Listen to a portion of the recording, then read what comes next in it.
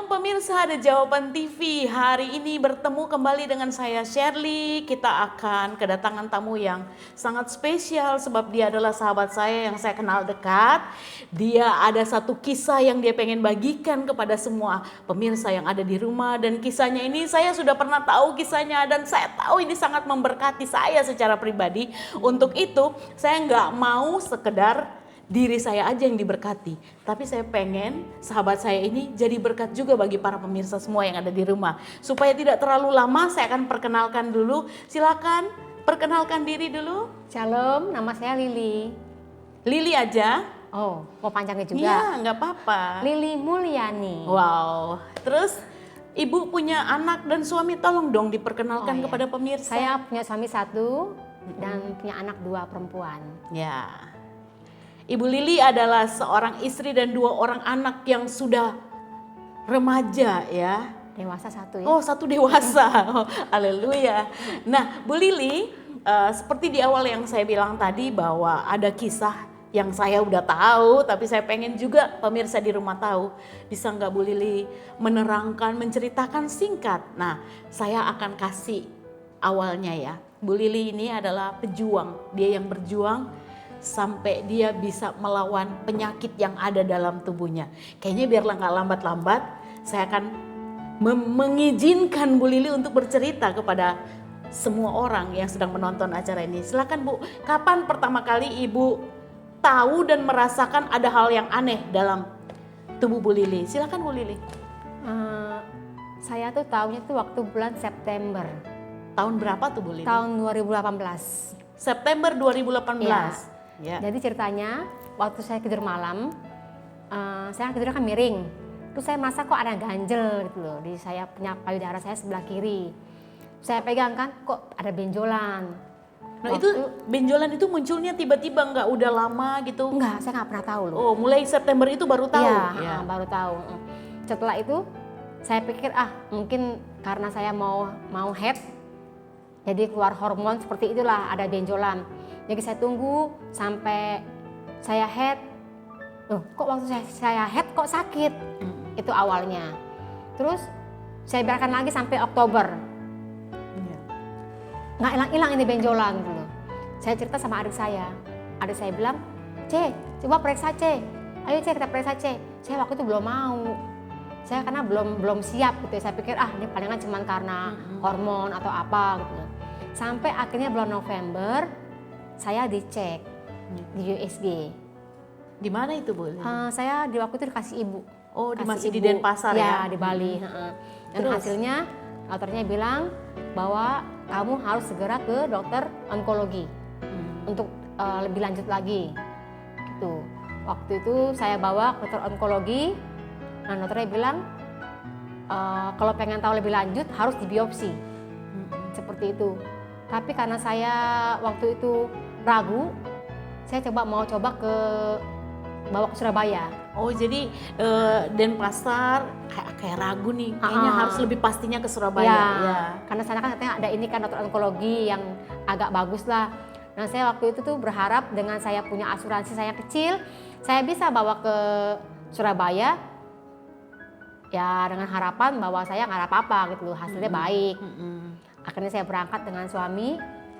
Waktu itu saya berangkat hanya bawa baju 3 lembar. Ya. Tapi yang heran waktu itu ya, saya itu bawa paspor. Jadi waktu itu ke Surabaya doang bawa paspor? Saya bawa paspor ya. Itu saya juga nggak ngerti ya. Sampai saya bilang, kamu ngapain bawa paspor? Saya bilang bawa-bawa aja deh, saya bilang gitu. Setelah itu sampai di sana, saya dibiopsi di onkologi Surabaya. Dan hasilnya dokter bilang, kamu harus segera operasi besok. Karena hasilnya, dari hasil biopsi itu dinyatakan bahwa saya punya kanker ganas.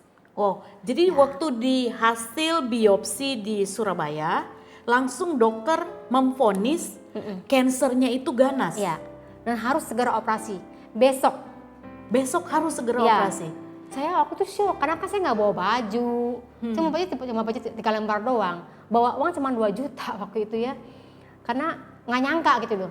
Dia bilang kamu segera operasi besok. Saya bilang dok bisa nggak kasih saya waktu gitu. Dia bilang enggak, harus besok operasi jam 5 pagi. dan kamu tidak boleh pulang ke Bali dulu karena harus di perawatan gitu, pakai suster. Saat itu saya benar-benar syoknya. Waktu Bu Lili mendengar vonis dokter untuk hidupmu tinggal sekian itu, saya bisa tahu nggak, maaf ya, ini agak kepo ya, sekian itu berapa lama? Dokter cuma bilang begini, kalau kamu operasi, dia hanya kasih garisan seperti ini ya, dia bilang umurmu kira-kira sampai segini. Tapi kalau kamu tidak operasi lambat, umurmu hampir sampai segini. Wow, serem ya. Ya. Nah itu benar-benar syok, saya pun yang nggak ikut mengalami dengar kata seperti itu ya. Apa kata dokter, karena ya seperti yang kita tahu mereka tuh sekolahnya di situ. Iya. Mereka tiap hari berhadapan dengan orang yang sakit yang sama, dan waktu dia berkata seperti itu, wajarlah ya kalau saya dengar ceritanya Bu Lili sampai dia blank. Ya, saya benar-benar blank waktu itu. Jadi tiba-tiba besoknya udah di Malaka aja. Ya, waktu itu saya tahu-tahunya sudah di Malaka, mungkin suami yang ngurus ya dengan keluarga. Juga penerbangannya yang langsung itu gimana, saya pokoknya besok ada di Malaka gitu, ada di Malaka, dan saya pergi ke rumah sakit ya. Terus di Malaka itu. Apa yang dilakukan di Malaka? Pas sampai di Malaka, ceritakan Bu Lili. Jadi sampai di Malaka itu keluarga saya kan bilang, coba semoga yang di Malaka ini hasilnya beda sama yang di Indonesia. Oh, jadi masih berharap, seperti masih itu, berharap ya, bahwa mungkin salah lah yang di Indonesia gitu, coba kita bawa ke Malaka. Ternyata sampai di Malaka, sampai ke dokter ini, dokter bilang kalau you sudah biopsi di Indonesia dan dokter bilang bahwa kamu kanker ganas, sama saja di sini pun hasil seperti sama. Itu. Jadi tetap Iya. hasil pemeriksaannya itu sama. Belum diperiksa itu, dia hanya baca dia cuma baca hasilnya. hasil biopsi Terus saya. Dan hasil saya gitu ya. Cuma yang saya agak lega gini, nyangka tuh Tuhan punya cara ya, kenapa saya bisa bawa paspor ke Malaka gitu. Oh iya. Iya, bukan ke Malaka, makanya saya bisa bawa paspor atau ke Surabaya gitu. Iya. Nyangka tuh punya maksud lain ya, gitu loh. Saya akhirnya bermudah, bisa besoknya saya nggak perlu lagi balik ke Bali, tapi dari Surabaya langsung ke Malaka. Nah, terus prosesnya dari Surabaya ke Malaka, Ibu diperiksa lagi di sana, terus gimana? Belum periksa. Waktu itu dia kan masih bilang, berapa hari? Enggak, hari itu dia lihat hasil biopsi, dia bilang kalau you ganas pasti ganas. Akhirnya saya disuruh tiduran, terus dia periksa kan saya punya payudara, terus dia bilang, loh kok nggak ada benjolan? Gitu. Dia bingung, kok ketiknya nggak ada benjolan, kok beda sama yang di Indonesia. Akhirnya saya disuruh ulang lagi, jadi saya USG ulang dan mamografi. Nah, ketika mendengar bahwa ternyata hasilnya bagus, itu sempat memberikan pengharapan buat Bu Lili ya. Nah, kenapa tetap juga harus operasi? Tetap sebenarnya seperti ini. Jadi ada benjolannya ini, dia bilang kalau hanya benjolan, dia hanya angkat benjolannya saja. Tapi kalau ternyata ganas, dia harus buang semua saya punya payudara. Oh gitu. Jadi kita bilang, maaf, kamu harus biopsi ulang. Nanti di ruang operasi. Jadi kalau hasil biopsi ini ganas, saya angkat semua, saya buang semua kamu punya payudara. Kalau tidak, saya hanya buang benjolanmu saja. Waktu itu saya benar-benar berdoa sama Tuhan, Tuhan, kalau bisa hanya benjolan biasa, jangan diangkat semua. Gitu. Ya saya harapkan ya. Ternyata waktu saya masuk ruang operasi dan saya bangun, setelah sadar, saya lihat sebelah saya itu ada selang dan ada darah. Saya langsung tahu gitu. Oh, saya punya payudara sudah diangkat semua. Kayak payudara kiri udah hilang. Hilang Nah semua. ini pemirsa di rumah, kalau dari perbincangan kami tadi sebelum kami mulai, ini syok kedua yang dialami Lili. Syok pertama ketika dia tahu bahwa kanker yang dia idap itu ganas, dan syok kedua bukan cuma sekedar mengeluarkan benjolan, tetapi ternyata harus mengangkat semua payudara sebelah kiri. Nah, Bu Lili, saya pengen tahu dari Bu Lili, ketika melewati syok kedua ini, apakah masih ada keinginan dan pengharapan dari Bu Lili untuk kedepannya gitu ya?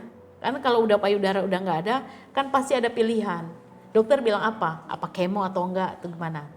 Ada pengharapan nggak setelah itu? Waktu itu hasilnya kan belum tahu, karena kan dia bilang cuma kamu ganas, cuma belum tahu jenisnya. Jadi belum tahu jenisnya itu belum tahu kayak apa ke depannya gitu. Apa harus di kemo kah? Apa harus diradiasi? Atau hanya perlu obat? Waktu itu saya berharap hanya minum obat saja gitu. Tidak perlu kemo, tidak perlu radiasi. Itu harapan saya sebagai manusia ya. Iya.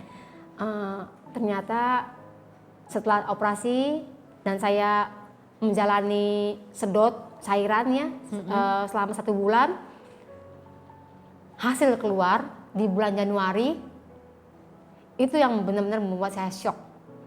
Ini shock ketiganya ini ya? Shock ketiga. Dokternya bilang seperti ini, Ibu, saya sudah selesai operasi kamu, sekarang saya harap kamu ke dokter onkologi. Saya sudah tahu ya, kalau sudah ke dokter onkologi pasti ada sesuatu gitu loh. Ya.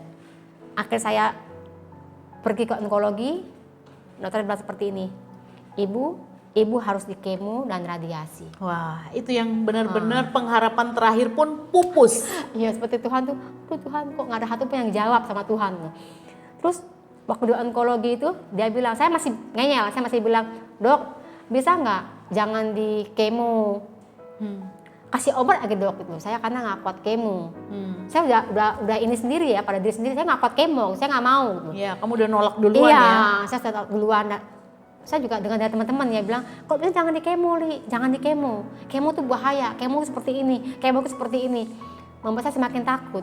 Maka saya bilang, Dok, bisa nggak jangan di kemo? Ya. Dan dokter dengan secara gamblangnya dia bilang, you punya penyakit tidak bisa diobati, tidak ada obat. Obatnya hanya kemo dan radiasi, tidak ada yang lain. Waduh. Ya. Jadi itu syok yang paling puncak. Jenis kanker payudara yang diidap oleh Bu Lili adalah jenis triple negatif. Yang apa? Triple negatif. Jadi menolak semua obat ataupun apapun gitu loh. Jadi hanya bisa di jenis kemo. yang langka ya. Ya, langka. Nah, 3 kali dia berharap dan 3 kali pun pengharapannya itu benar-benar gak terjawab ya. Iya. Kerinduan yang tidak terjawab. Saudara, dari pembicaraan ini saya mengambil kesimpulan bahwa kadang-kadang dalam kehidupan saya dan saudara, termasuk Bu Lili saat ini, ada banyak yang kita pertanyakan dalam hidup kita. Kita kok cuma minta tiga, udah gak lolos semua gitu. Kenapa Tuhan, kenapa Tuhan? Tapi yang paling luar biasa, ya, yang paling luar biasa waktu kita bertanya kenapa itu dan bolak-balik pengharapannya itu kayak putus satu-satu. Justru Lili nih, saya pengen tanya apa yang ada dalam hatimu. Waktu pada saat pengharapan terakhir pun syok terakhir itu selesai, apa yang ada di dalam hatimu? Cuman saya gimana ya, oh Tuhan sampai berapa umur saya kira-kira waktu itu Iya. gitu ya. Hati saya sudah nggak tahu lagi seperti apa. Antara galau, bingung, gitu. Saya masih kepikiran anak saya gitu. Apa saya bisa gitu. Untuk masih bisa untuk ketemu anak, ketemu dengan suami gitu. Itu yang saya rasakan waktu itu ya. Ya. Hati saya benar-benar galau. Ya, saya percaya semua kita di rumah juga pasti kalau diizinkan menghadapi masalah pasti itu yang ada dalam pemikiran kita. Tetapi yang luar biasa dari yang saya dengar dari percakapan kita tadi, bahwa Bu Lili itu lumayan lama ya di Malaka ya. Iya. Lumayan lama ya. Dan di awal udah disinggung juga bahwa dia nggak punya uang yang banyak. Iya. Dia nggak punya uang yang banyak. Cerita dong, gimana cara Tuhan, kok bisa ya dengan uang sedikit bisa stay 1 bulan lebih ya untuk sedot itu cairan dari payudara. Gimana nginapnya, gimana makannya, bisa nggak berbagi untuk jemaat yang sedang menonton acara ini? Gini ya, ini saya sebut sebagai perjalanan iman. Karena apa yang nggak pernah saya pikirkan, nggak pernah saya bayangkan sama sekali gitu.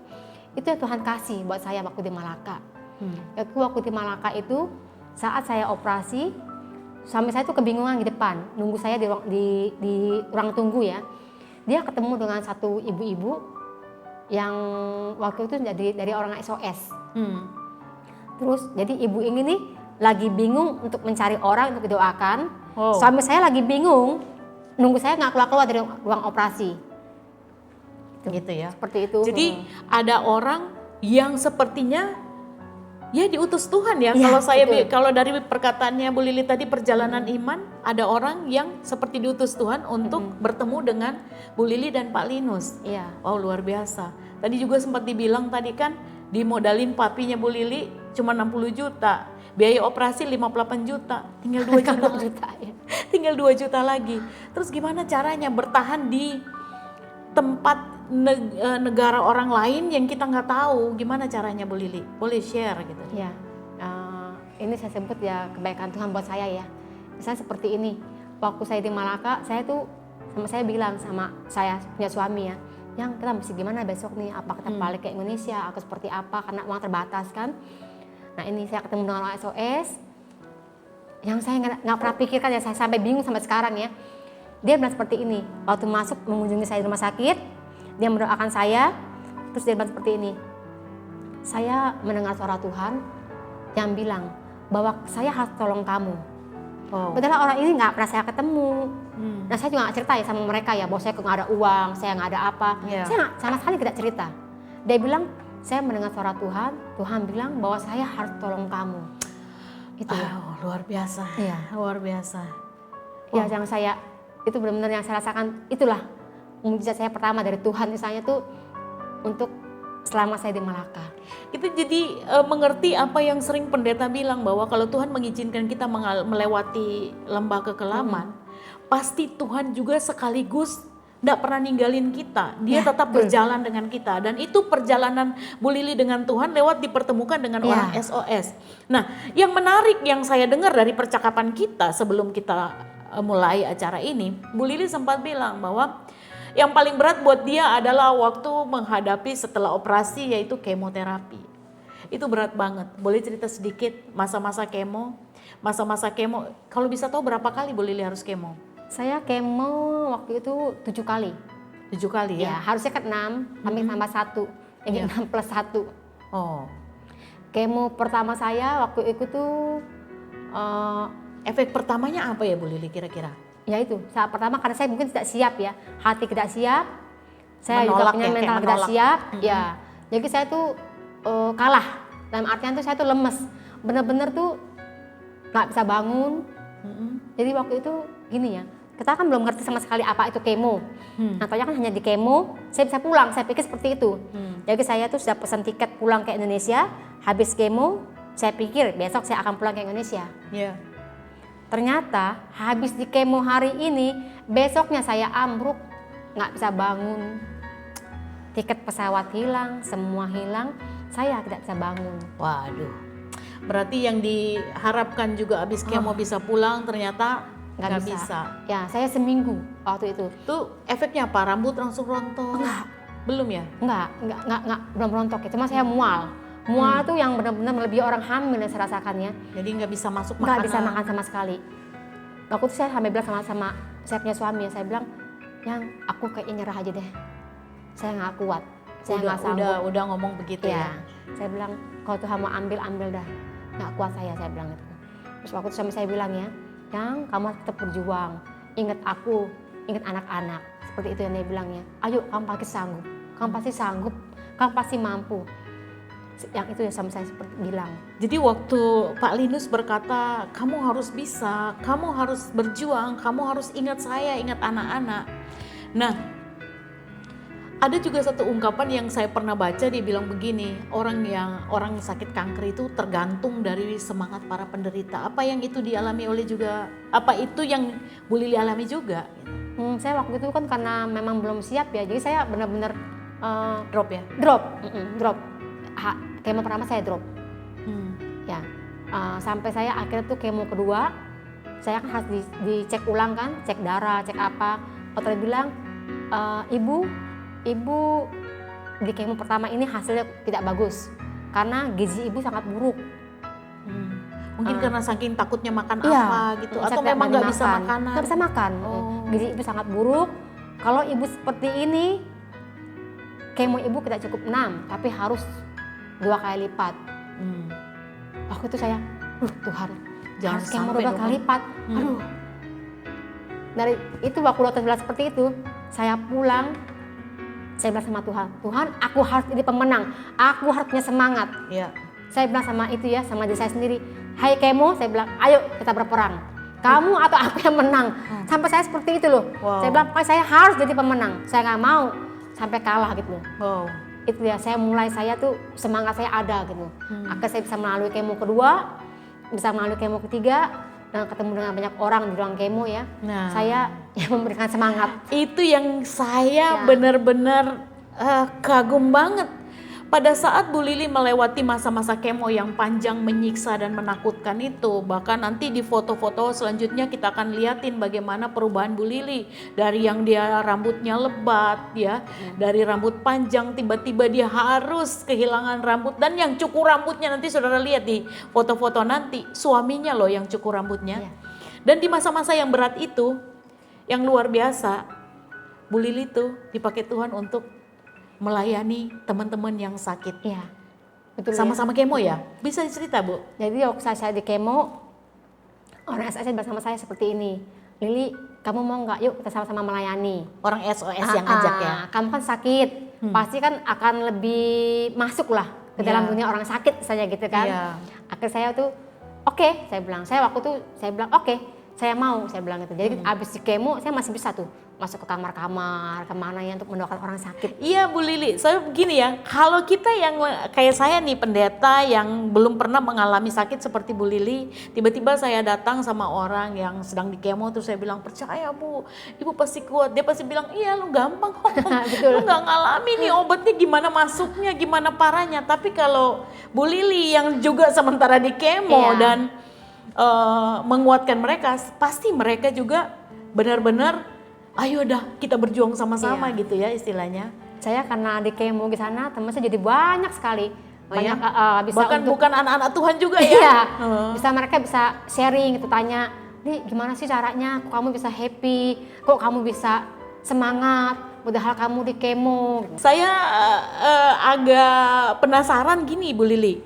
Pada saat Bu Lili kan yang kita cerita 3 syok tadi itu ya, 3 syok tadi itu pertemuan di mana, percakapan dengan Tuhan di mana yang mengubah Bu Lili yang syok itu tiba-tiba bisa happy gitu, bisa ya udah saya harus apa setelah lewatin masa kemo atau gimana perjumpaannya gitu loh, yang saya nggak boleh begini, saya harus hidup saya harus melayani. Gimana tuh ceritanya? Waktu kemo kedua ya. Oh waktu kemo kedua baru harus ceria, harus saya harus gitu. semangat, Iya. iya, Oh harus iya. semangat. Cerita Bu.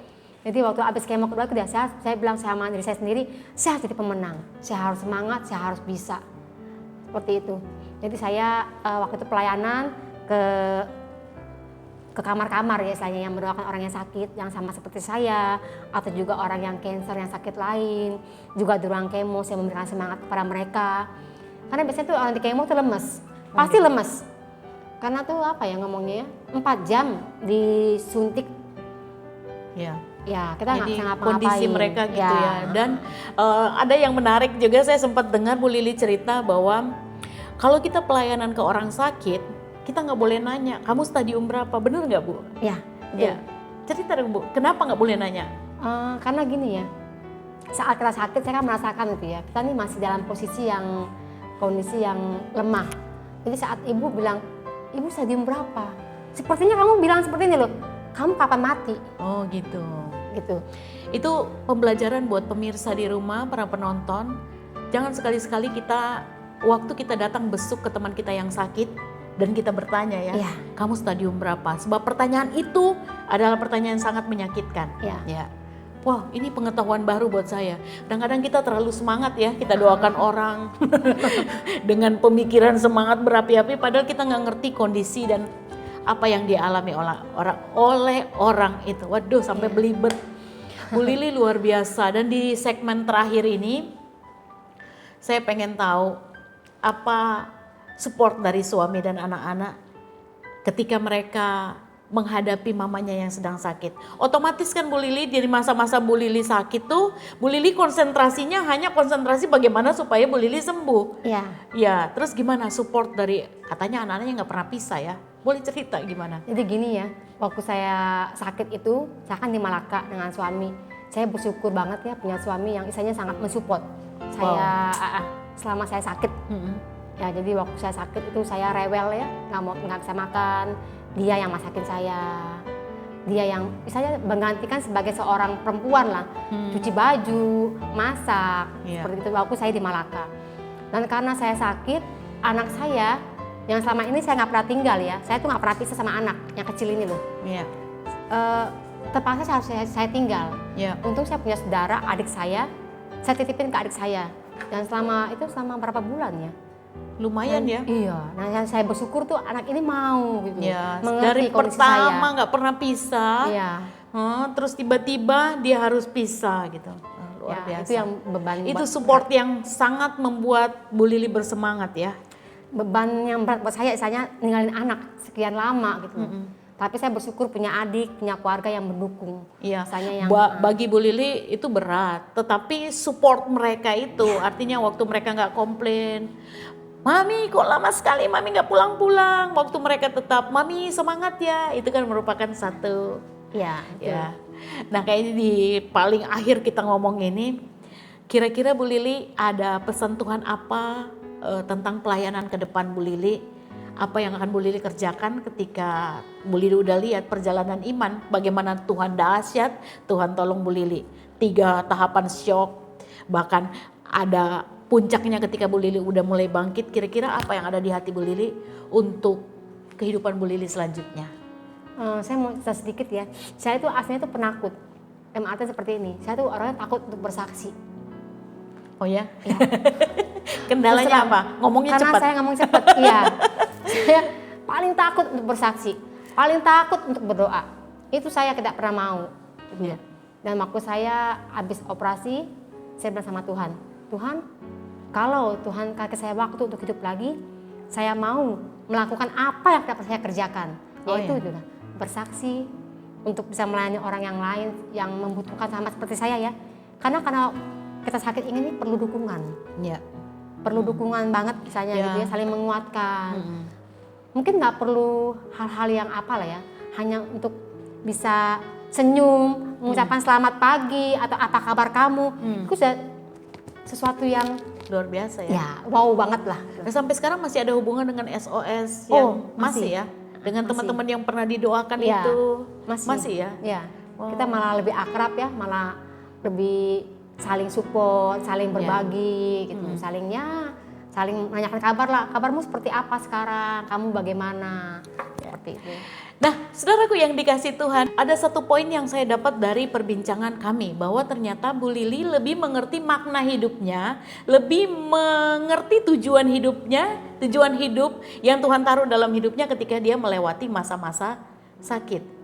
Dia semakin lebih bahwa Tuhan izinkan sakit supaya dia jadi berkat bagi banyak orang. Di akhir dari perbincangan kita pagi hari ini, saya percaya ada sesuatu yang saudara tangkap ya. Sebelum saya tutup, mungkin Bu Lili pengen nyampaikan sesuatu bagi para penonton yang sedang di rumah.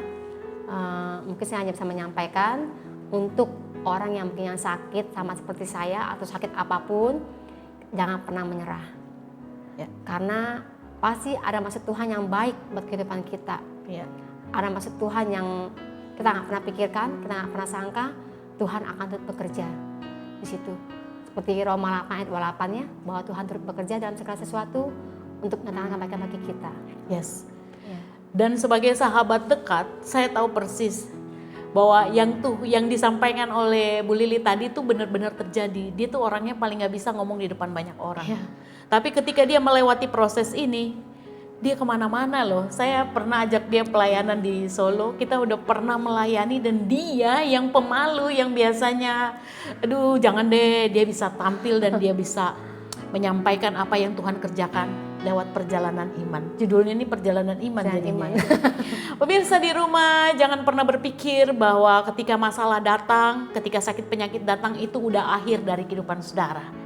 Mari kita belajar lewat perbincangan kita siang hari ini bahwa Tuhan punya skenario yang terbaik dalam setiap kehidupan kita. Jangan menyerah, jangan putus asa. Percaya bahwa setiap apapun yang Tuhan izinkan, ada pesan Tuhan di dalamnya bagi kehidupan kita semua. Amin.